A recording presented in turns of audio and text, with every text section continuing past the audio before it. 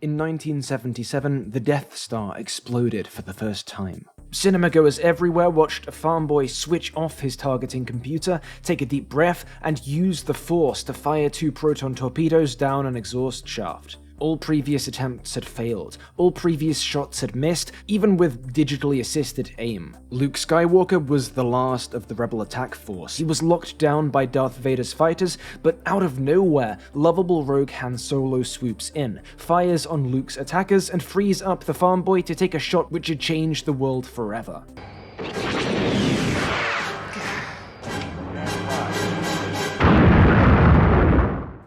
This marked the first victory of the Galactic Civil War for the Rebels, a turning of the tide which would lead directly to the defeat of Emperor Palpatine, the establishment of the New Republic, and seemingly the balancing of the Force, but we'll come back to that last bit later. A resounding blow is struck against Empire here, one that reverberates across this galaxy far, far away, and perhaps even across our own world. But in the film, it's envisaged as a blow struck by individuals, heroes, a few great men, changing the world forever. And that idea isn't something George Lucas made up. You may have heard of it before. It's called Great Man Theory, and like a lot of bad ideas from the 19th century, you can ultimately trace it back to essayist, historian, and perennial stinker Thomas Carlyle. It's broadly a method of looking at history that focuses on the contributions of individuals, supposedly remarkable individuals, the Nelsons, the Shakespeares, the Martin Luthers, and understands these contributions, their impacts on the world, as the essence of history. And the idea isn't so much that they had these impacts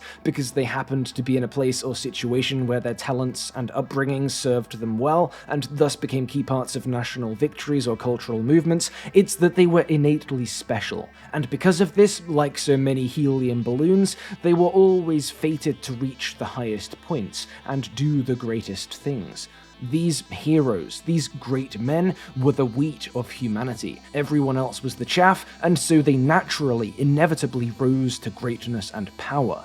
Great Man Theory claims that history, the grand tapestry of the centuries, is woven by figures like these, and that the crowds, servants, armies, workers beneath them are peripheral. I don't think it's a stretch to say that's widely what we see in A New Hope. It's Luke and Han that get medals, the masses behind them just watch. The Force plays a part here too, but at this point, it's little more than a tool for Luke, Ben, or Vader. They use the Force doesn't use them, not in A New Hope anyway. This first Star Wars film was a heroic fantasy, in the classical sense with Luke and Joseph Campbell's monomyth, but also through Ben and Han, a fantasy about heroic sacrifice, and about the journey from apathy to belief in a righteous cause. This is a story about rebellion, but it's also a story about individual choice, individual power, rather than anything collective. A story about the idea that no matter your origins, if you've got that rare, unique capacity for heroism that eludes most men,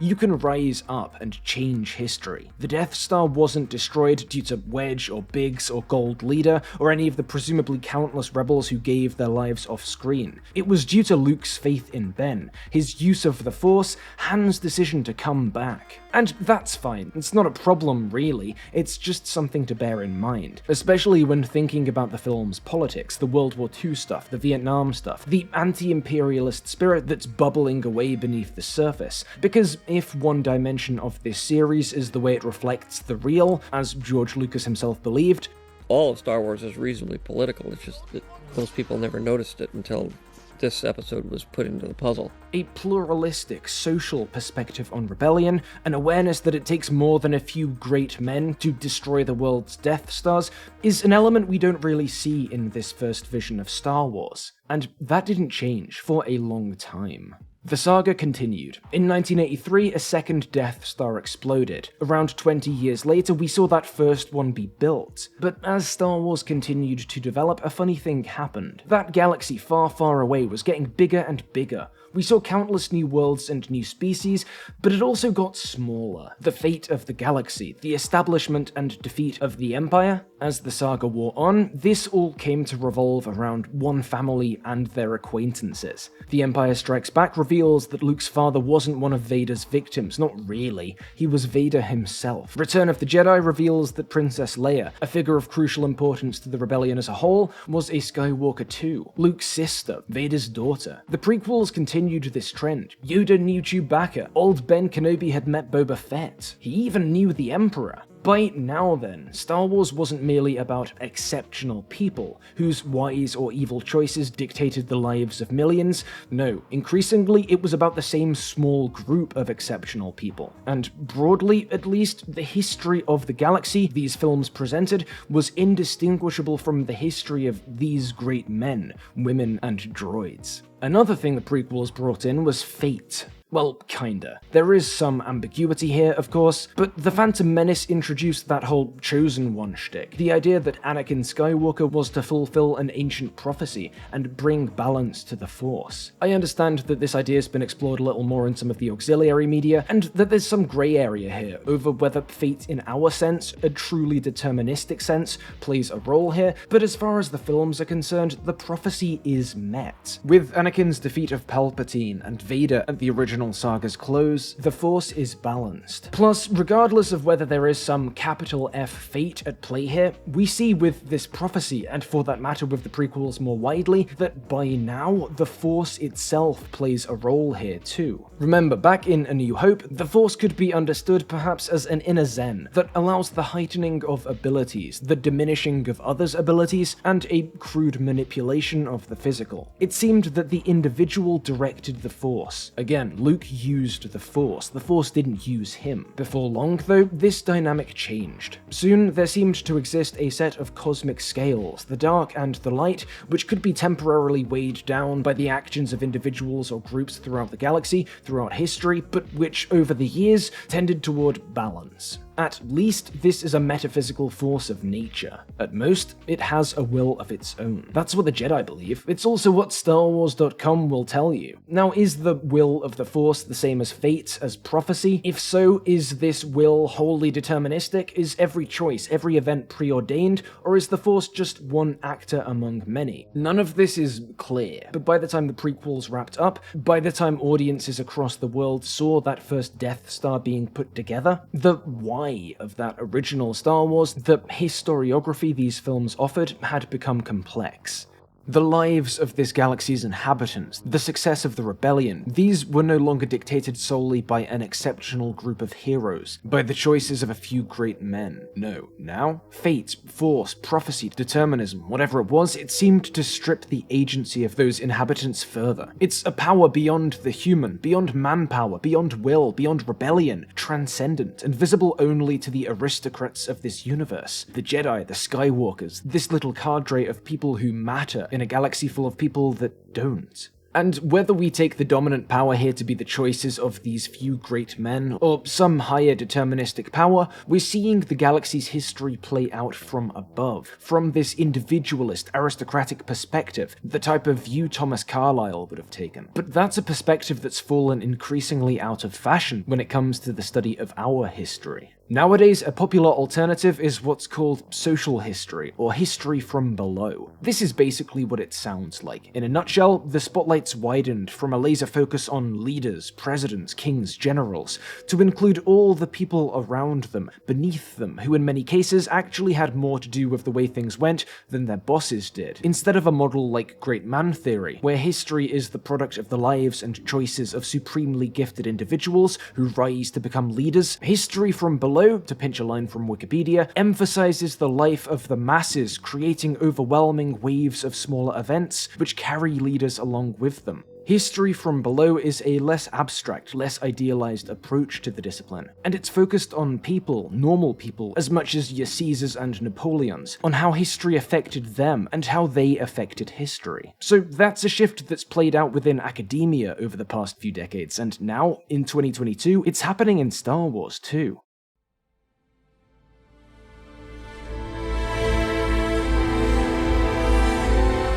Andor is Star Wars from below. Andor is the story of everyone else in this universe, everyone that died off screen, anyone the saga swept under the rug, the dispossessed, the marginalized, the colonized. Andor imagines this world not just without the space wizards, the lightsabers, the force powers, but without the Force, without any awareness of fate, of prophecy, of some coming balance. This show doesn't understand itself as prequel number X in the Star Wars saga, as detailing what happened in this little parcel of history, in the lead up to the significant events. This show knows that this itself is significant. The fight for Ferrix is just as important to these people as anything that follows. The first half of this Star Wars from below approach is the way Andor knows this, knows that people matter in themselves, regardless of whether or not they were historically significant. You can't see, but I was doing air quotes then. This whole show is such a far cry from the top-down perspective of Star Wars history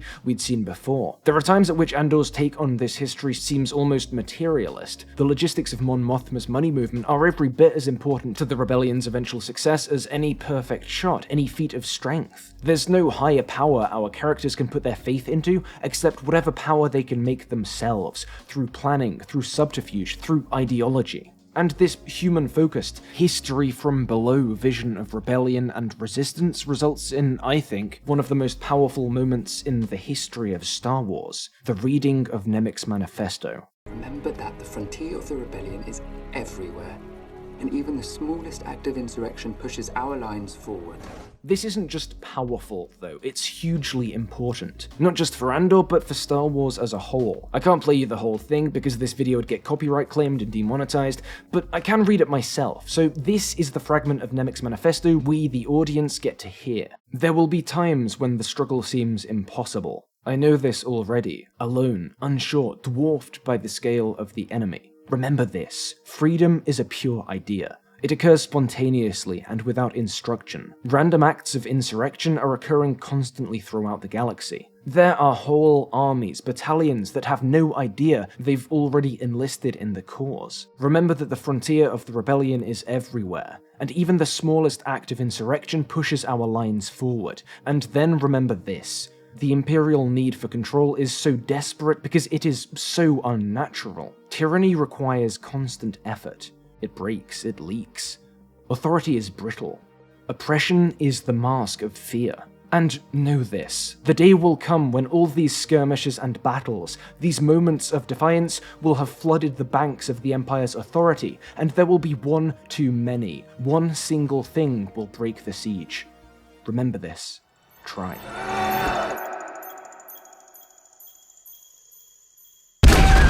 This snippet is a very significant one. It's the key to decoding Andor's understanding of this larger saga, and its recoding of those previous projects into this new philosophy, this idea that not only do people matter in themselves, that they also matter to capital H history, the big pivotal events and developments, in a way that's often invisible. Because this idea of overflow, of one single thing breaking the siege, we see it everywhere. We see it in Andor again and again, that moment where an uncertain balance is broken by one thing shifting. We see it when Kino learns from the Doctor what really happened on Floor 2. How many guards on each level? Never more than 12. The discontented masses were there already. Cassian's plan was there already. He and those close to him were bristling to escape or die trying. But Kino alone turns the tide, turns all this potential into explosive, liberating reality. We see it in the finale with Marva, her final act, her speech, igniting the powder keg on Ferrix, wrecking that carefully laid Imperial trap, letting Cassian and Bix escape to live another day, and carry the spark of rebellion that's blossoming by Rogue One. And speaking of Rogue One, the way the idea of freedom arises, pure, unconditioned, within Galen Erso's mind, within the mind of one man, the way it rolls over to the Scarif heist, to the rebel victory in A New Hope, to the fall of the Empire, one single flaw, one single thing breaks the siege. Nemik is vindicated even in death because all these victories of rebellion, whether localized entirely to one prison on Narkina 5 or echoing throughout the galaxy, the Death Star run, even the Emperor's eventual defeat, they're all ultimately won by one single act, one final domino falling. What Andor makes explicit by first introducing, then illustrating this manifesto is that all those acts weren't taken in isolation, that each actor was standing on the shoulders of giants. The traditional heroes of Star Wars still did these things. Maybe these victors are, in a sense, great, but not one of them would have been able to stand where they were and do what they did without the efforts and sacrifices of countless others flooding the banks. Now, the observant among you, and perhaps those who remember that whole spiel about fate and determinism I went on a while ago, might have spotted a slight wrinkle here. That is, how does this new perspective on those decisive, heroic actions square with the fact, or I suppose the heavy implication, that fate or prophecy or the will of the Force played a role here, that the outcome was preordained, or that this exclusive link to that aristocratic space wizardry is what really tipped the scales? At this point, it seems like there's an ideological divide here, a pretty big one. How can we reconcile these seemingly contradictory forces? Fate or higher power versus human agency. It seems like an impossible task, but it is one we've managed before. A similar problem presents itself in the epics of ancient Greece, a problem that's troubled Homeric scholars for centuries. See, in the Iliad, in the Odyssey, we mostly follow mortal heroes, men and women, living, dying, making momentous choices. But the gods are also present in the story, and not just present, but directly influencing human affairs and individual choices. For instance, in the Iliad's first book, the hero Achilles is pretty ticked off with his boss, the Greek general Agamemnon, and he's internally debating whether or not to just kill the guy then and there. Then we're told that the goddess of wisdom Athena comes down from the heavens, grabs his hair, and convinces him to chill out. Things like this happen a lot. Heroes do things, or seem poised to make choices, and then the audience sees their acts were invisibly directed by Olympians. And on top of this, the gods' actions seem to be subject to fate, a power beyond even them. So, as Sheila Murnahan puts it, for many modern readers, the activities of the gods and the existence of fate seem to drain the human characters of their autonomy, to turn them into puppets. How, then, do we reconcile this? How should we understand the problem of double motivation, where the causality of human action is understood to arise from multiple points simultaneously? It's a problem that's dogged Homeric scholarship for, ages, and to my knowledge, no one's ever fully solved it. But we have figured out a better way of looking at it. That maybe there are multiple forces at play here, but that they're complementary rather than opposed. Athena holds Achilles back, but only as he himself decides to stay his blade. In the Odyssey, we're told Athena gives Penelope the idea to reveal herself to the suitors, but we also see Penelope claim to have reached this conclusion herself. Maybe she's wrong, maybe the narrator's right that the goddess is responsible, but maybe they're both right. Maybe this relationship is interdependent, reciprocal. It's similar with Homeric fate, too, of which Murnahan writes, "It allows for a greater appreciation of the direction of events that for most characters seem random and open-ended, but it does not alter the behavior of those characters." Maybe there is a paradox here, but like Homer's characters, his modern readers have to live in the contradiction, hold two different causalities in mind, both valid, complementary lenses to be applied to the work or subtracted from it as we see fit. Maybe we should look at Achilles' restraint and see a mortal man making a difficult choice, the goddess of wisdom using him as a pawn for her immortal politics, and the inescapable pull of prophecy and fate playing out all in that same moment. And if we bring that same hermeneutic back to the galaxy far, far away, if we adopt a similar mindset, everything starts to fall into place. Maybe fate or prophecy are at work here. Maybe the will of the Force was directing the universe toward balance. Maybe Luke's clean AF shot here was permitted by the Force, but he still made it. And he still made the choices and plays that got him to this point, regardless of whether there was also some invisible hand pushing him along. And crucially, we can also extend this principle beyond fate, beyond force, and use it to reconcile the aristocratic individualism of the earlier films with Andor's history from below.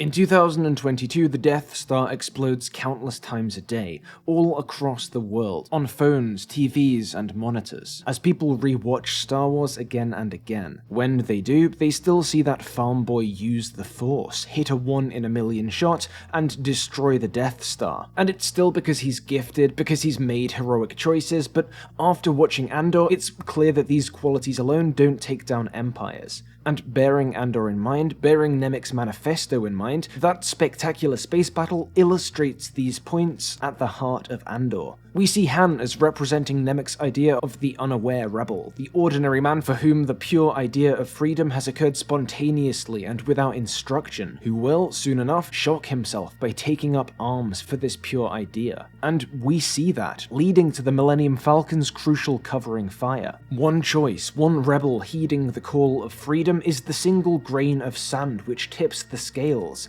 lets Luke take his shot. We see one thing break the siege. Nothing about this scene changed. No invisible space physics or metaphysics were retconned, no themes were removed even. It's still thanks to Luke's faith in Ben, his use of the Force, Han's choice, but now? It's also thanks to everyone else who put the rebels in this position, who A New Hope didn't really linger on. It's thanks to Wedge and Biggs and Gold Leader, and the myriad other dead rebels before the Battle of Yavin, including Cassian and Marva and Nemik. Maybe that shot was 1 in a million, but from a certain point of view, that one shot was only made possible thanks to a million others. Again, it isn't that the original meaning of this sequence has been changed, it's that now, it means something else as well. Because after Andor, we're looking at the same history, the same Star Wars, just from a different perspective, from below.